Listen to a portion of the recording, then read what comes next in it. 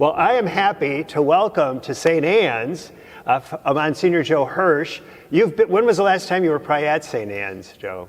I have maybe 5 years, something like that. Well, more than that, because I've been here 5 years. And then you it's haven't more been than here that. since I was. But so he is one of our. I've always said that we're losing all the characters among the priests in our diocese, that we don't have any characters left. Well, Monsignor Hirsch is one of our characters. Yeah. And we'll get to why I would define him as a character with one anecdote. But I'm interested in that one, too. He is the director, is your title? Director. Director of Casa Hogar de Juan Pablo II. Yes. In Lima, Peru. Right. Is it actually in Lima? It's in Lurin. Outside Lurin is part of the metropolis. Okay. And so we want to talk about Casa Hogar and the important work that the Monsignor Hirsch and others are doing there. First of all, Joe, can you just tell us a little bit about yourself, the Joe Hirsch story in this much? Born in Medford, lived in Stetsonville. Medford, really? Yeah. Went to school in Dorchester. Seriously? Yes. I thought you were down from that south area. And my dad worked at Colby Factory. Seriously? So that was till 13. At age 13, my dad had a change of jobs, and then we moved to Sparta, Wisconsin. Okay. That put us in the Diocese of La Crosse. Otherwise, I would not be in this diocese. So I ended up... You'd have 7 parishes up north somewhere. That's right. Yeah. But I went to high school seminary for a couple of years. Then I thought, I don't know, I just want to have a girlfriend. So I went back to high school, was an exchange student down to Ecuador. And that's where the Spanish side of my life started coming. Okay. And then went to college at UWL La Crosse. And it was at age 25 that I was thinking about priesthood again. And but I had a life-changing experience over at St. Anthony Retreat Center with Father Ben Adams. And that's where really becoming Catholic or staying Catholic was a decision I made. And then went into seminary at age 27. Okay. Came out at 31. And then I've been at the Cathedral, Wisconsin Rapids, and lots of different places. Were you pastor at the North American Martyrs Parish? No. Where is that? Well, isn't it in like north of Rudolph or somewhere in that area? I was at Wisconsin Rapids. I was pastor of Altdorf. Altdorf.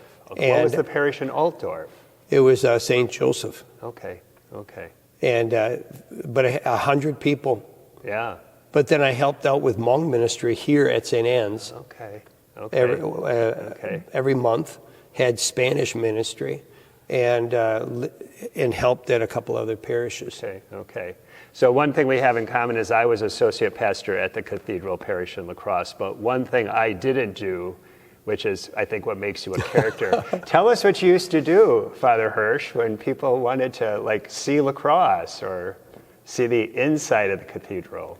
Well, the inside of the cathedral, I took people into the bowels of the cathedral down below, and I took kids up to the top. Since then, I think the insurance company cut that off. Into the spire of the cathedral. The spire of the cathedral. I took many, many people. It's 142 steps up to the top, ladder steps and others.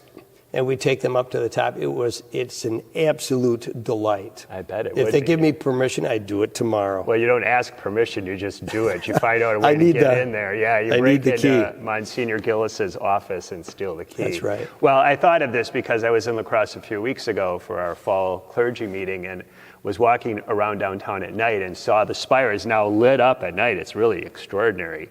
And thought of you climbing up there with whoever you were dragging along. That's right. So tell me how you became connected with Casa Hogar. The first connection was 47 years ago. I was backpacking in 1975, and my brother and I, and there were 2 university women, we all took separate paths, but the young women said, well, we are going to go to visit a priest in Lima, Peru, named Joe Walieski. So I said, well, would you ask him if on my way, when I make my swing back from Bolivia, I'd like to see him for a couple days. So I made my trip, and when I came back, the girls were gone, and I was alone, and I get to Lima. I looked up Father, and I stayed there for a couple days, but it was so interesting. I spent a month with him. But little did I know that someday I would be his successor in his future assignment. Correct. This just teaches you, and I keep this in mind when kids come down for an adventure at Casa. I say, you don't know where this is going to lead you. Right. And then I tell my story. Sure. When was the mission or the orphanage established? It was established in 1986. In 1985, Pope John Paul made a visit to that area where Father had his parish. Okay. And that's where they met. So that's where you were visiting, was at the parish that he had there. I was at the parish. Yeah. But then once he started the orphanage in 1986, he started that. Then it was in the early 90s about where he met with a number of us priests, and he said, I would like to train people. We have this diocesan mission. It's just a beautiful spot. There's so much that we could teach people. People think that all Casa Hogar is, give me $1, and that's it. But he said, there's things we should learn from them. So he said, what I'd really like to do is bring people from the U.S. down, come and visit Casa for a period of time, learn mission spirituality, which is really servant leadership. And then go back to the diocese and be missionaries within the diocese. And we got about 3-4 of us priests together, and we went down in 96. A couple people made a few trips before that, but we specifically said we are doing reverse mission. We are doing mission 96. Then we did it in 98, we did it in 2001, we did it in 2004, and at that point I was too busy, I had to give it up. And so I passed it off to several other priests, and we averaged sometimes, I don't even know, about 150 people come down in a year. And they come in families, they come in as long-term volunteers for a couple of months, they come in groups of about 15. And so this has been going on for many years. So it really has quite an influence. But it started with that idea of reverse mission. Right. Talk about the orphanage a bit, and just the idea of an orphanage. We kind of think of orphanages as something that's like Dickensian, like something from the past. So why an orphanage? What does that mean in the contemporary context? The reality is many of these children come from environments that are hugely dysfunctional. And in every case, there's something happened. During the age of when Father Joe started, it was really during a time of terrorism, and there were a lot of parents murdered, and so they were just these children had no parents. But then there's also other children who have some kind of something. It might be a grandmother, might be an aunt, in a few cases it's a dad. Otherwise, it's we have parents in prison. We have parents who are drug addicts, alcoholics. People who are in just dire straits.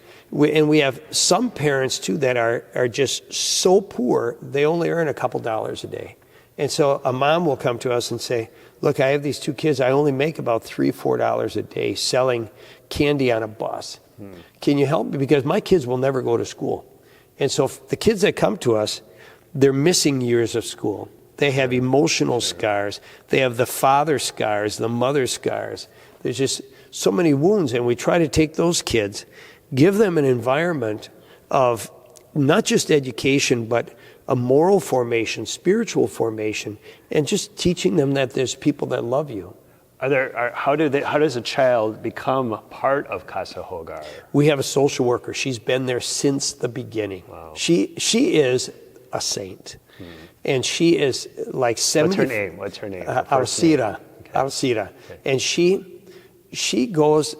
into the homes all over. She knows every kid that has gone through our house. And so many people will contact her and say, Alcida, I have this situation. Can you help me with it?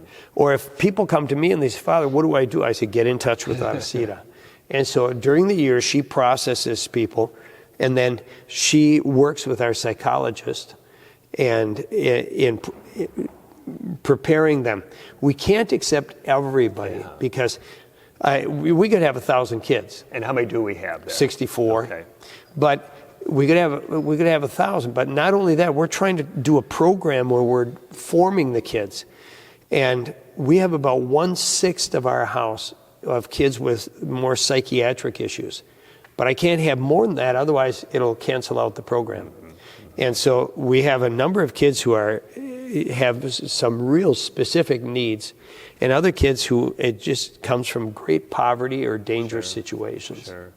And the children do live in families at the orphanage. They live in families. Explain that a little bit. It's a more expensive kind of orphanage because you go to many orphanages and it's a warehouse model. Well, we think of the musical Annie or whatever.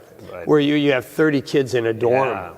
Yeah. And in that kind of house, it's hard to give much of an education because you're basically caretaking. Father Jovalieski, he watched a movie when he was a kid called Boys Town. And that is from Omaha, Nebraska. And it's that model of orphanage is what he always dreamed about doing.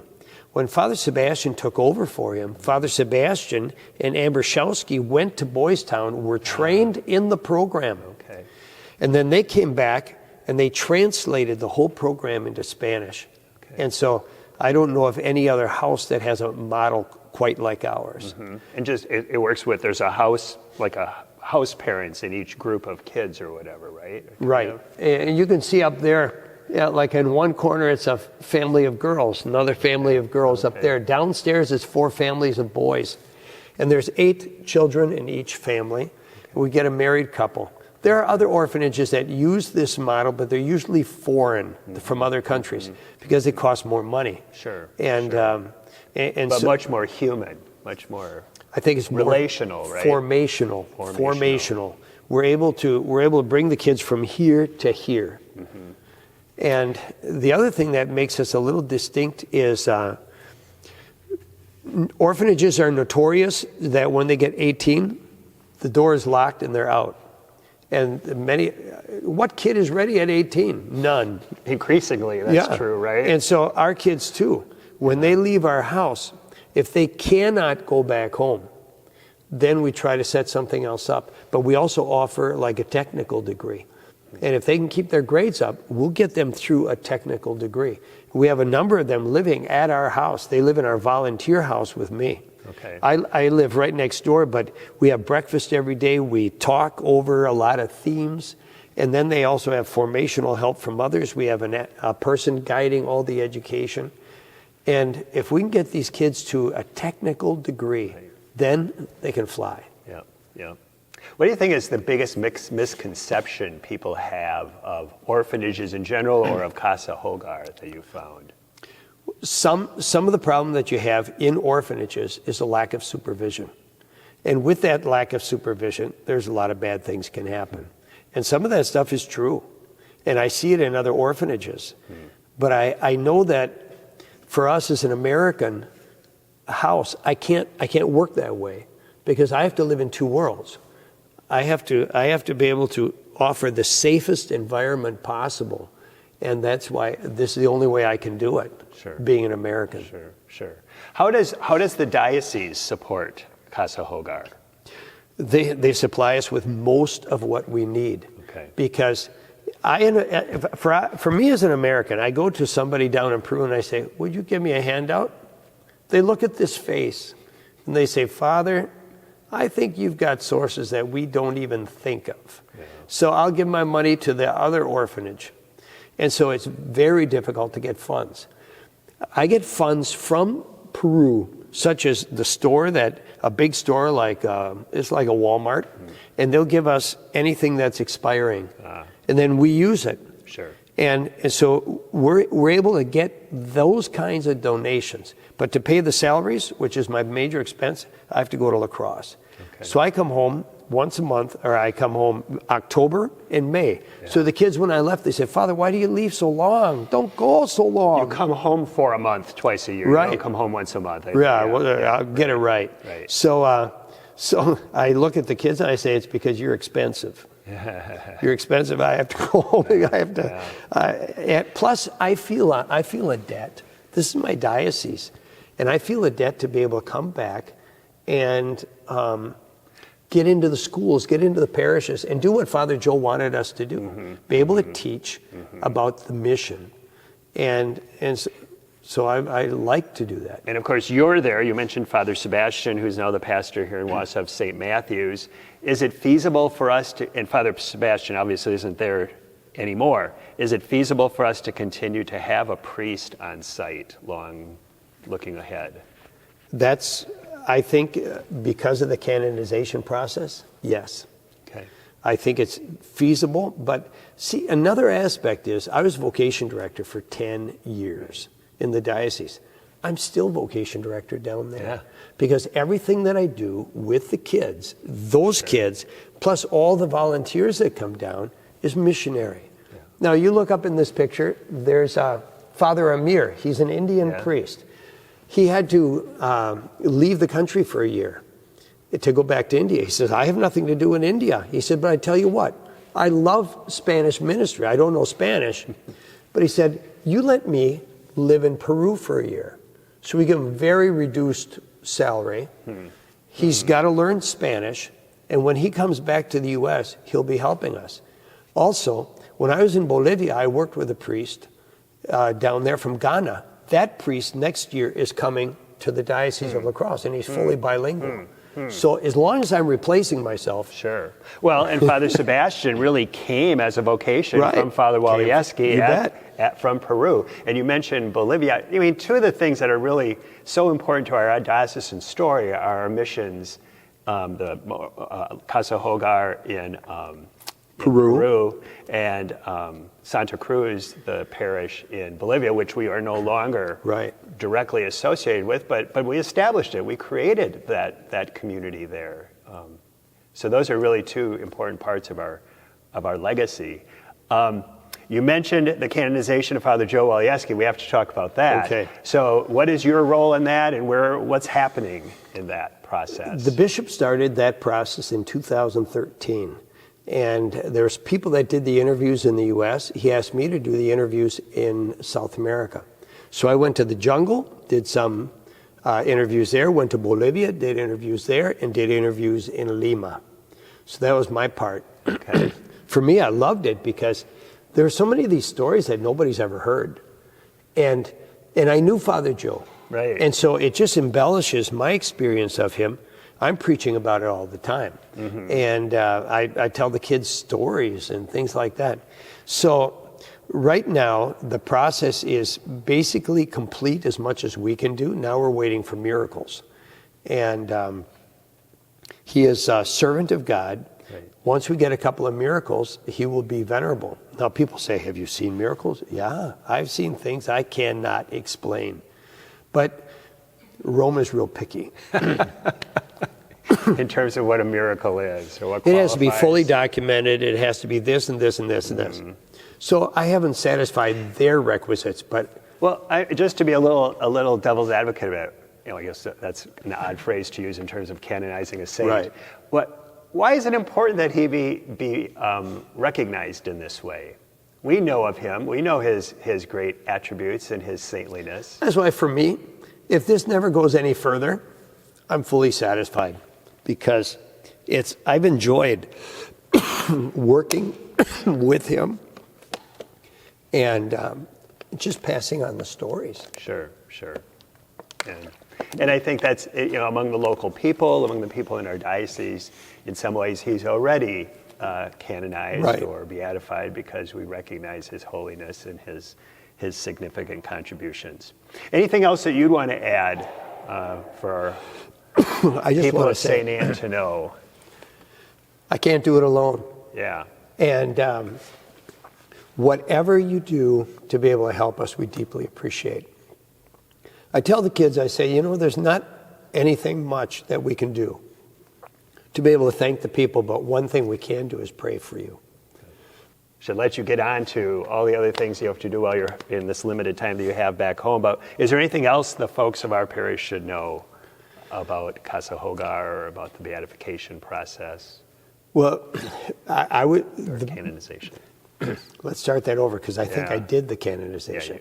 Now it's the... you're right. What is it that you want? I just want to thank you. So to let you get on to all the other things you have to do during your limited time back home, is there anything else the parish should know about, that you'd want us to know about the orphanage? I just want to say thank you to the people who make our mission possible. I can't do it alone. And sometimes people say, but that's just a bunch of little kids over in a foreign country. No, what we're doing is we are working with kids. We are working with their families. We are working with the graduates. We are working with the volunteers who come down. We're working in parishes down there. And then I come back and we do teaching in the diocese. My assistant, Noelle, she too is going to be throughout the diocese educating. The more that we can do vocationally for people, that's going to enrich the diocese. But on the financial side, look, anything you can do to help us, we deeply appreciate. And it keeps the mission going. But I really feel that what Father Joe did was inspired by God. And the mission that we do is enriching our diocese, and it makes us a more generous, a more loving, and a more Catholic people.